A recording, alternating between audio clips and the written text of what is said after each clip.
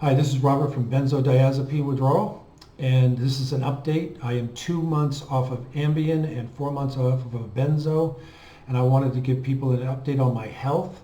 While I am seeing improvement, I am still have a long way to go. First thing that I want to do is say that, in everybody's life, we all have these ups and downs. Last week, I lost my mother. She was 89 years old. She was a vibrant, outgoing, amazing woman. She eventually passed from dementia, and it was very sad to see, but it was not uncommon, but it's still a punch in the gut. And as what happens with benzodiazepine community, I was unable to see her in her last year of her life because I was so sick from what the VA doctor had me do last year, ripping me off the benzodiazepines, causing me a seizure and creating all kinds of health problems that I'm still picking up the pieces to this day. Now, I had purchased a ticket to go back to Charlotte, North Carolina to fly here from Orange County on next Thursday for a service on Friday, and then turn around on Friday and come back home. And I realized, since I'm only 4 months into this whole process of healing, that I can't do this. I mean, I have only put 100 miles on my car in the last 6 months, 8 months. I have Instacart deliver my groceries, and Amazon, thank God for them. They fed me and they've kept me with supplies and toiletries. One of the things that people that are going through this understand is that, the symptoms manifest themselves in many different ways. Mine is terrible tinnitus, hyperacusis, sensitivity sound, sensitivity to light, and it heightens and it amps up as stress. So I need to be in as much of a stress-free environment as I possibly can. I'm very fortunate to have had a sister who has taken great care of my mother during the last days of her life. She did a remarkable job. I love her dearly, and I am so grateful for what she did. And she has discussed this with the church, with the grievance counselor and her own therapist on this, and they have come to the conclusion that, as I've spoken to my sister, that my mother would not want to put my health in jeopardy to fly across the country to be at that service.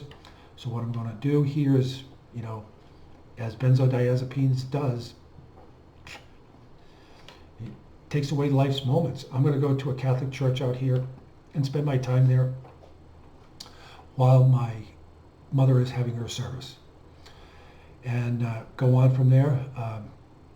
Thank you, Mom. You did an amazing job, and I love you. Okay, so going on to my health. My health is getting better. There's no question about it. I do see improvement in certain areas, but as anything, it's up and down. I had a very bad September and October. I'm very much bedridden. My health has taken my physical health has taken a real toll. Muscle tone, being in bedridden for such a long time. I've started to pick up, light weights and rubber bands to start working again. Problem is that with the tinnitus, my ears are blocked right now. The tinnitus is very high. The problem is with the tinnitus and the headaches is that any kind of stressful activity makes my head want to explode. So I have to be very careful with that. I read someplace where, the reason that we have the headaches is because, when we're on the benzodiazepines, it dilates the blood vessels in the brains, and then when we go off of it, they open up and they flood with blood flow in the brain, and that's causing the headaches. Well, whatever it is, it's difficult to exercise with that kind of brain pain. So over the last 4 months, so I got down to the end of my taper. I made the jump, and for the first month, I did okay, and then August rolled around and it got a little worse, and then but I continued to taper off the Ambien, and then September kicked in, and without the Ambien or without the benzos, there's insomnia. So the insomnia kicked in, and the restless leg syndrome, and all that kind of a whole new set of issues that you have to deal with, on top of the issues that you already have. But, I was so bound and determined to do this that I have not stopped. And so I have found certain things that work for me, which is I use 10 milligrams of melatonin, and I use magnesium to go to sleep at night, and I keep 2 extra ones on my nightstand in case I wake up during the middle of the night. And as I do, I'll take that to try to get a decent night's sleep. And my sleep is slightly improving over this time. The tinnitus is terrible, but it does on specific occasions, certain occasions, it does lower, which gives me some hope. And in the Ashton Manual, it states that this is one of the more insidious side effects. And, it is one of the things that is more long-term, seems to be one of the last things that goes away. I understand today that this is because of a neurological issue by having the VA doctor rip me off this prescription medication that I was taking as prescribed for 14 years and did this damage. And now I have to pick up the pieces. So one of the things that I do not have anymore is I don't have any great faith in the medical community. I was 52 years old, and outside of seeing a plastic surgeon after I got stabbed and robbed in Puerto Rico and had to have my face reconstructed, I have not seen doctors in my life. I've lived a healthy life. And so when I went in to see a doctor the first time, and I was, I was having some of life's difficulties, and I walked out with these 3 medications, I had no idea of how consequential that decision would be in my life, and how it's changed the course of my life over these many years. And I've talked to some people, and you'll talk to people in the profession, and you'll start telling them what's going on, and they'll say, well, why'd you go off this drug? Why'd you go off of it? It's like, are you kidding me? Being on it is insane, horrible, because it causes all kinds of problems, as we know. And then coming off of it, the medical community has no idea. Unfortunately, we're being lumped in with the opioid crisis, and that is addiction, where this is a drug that people hit dependence and tolerance, and then it does its damage. But overall, I don't want to get into the structure of how I feel about the doctors today, or the medical community and how clueless they are, or if this is addiction. None of that. For the people out there that are suffering through this, my heart goes out to you, because I've been through it.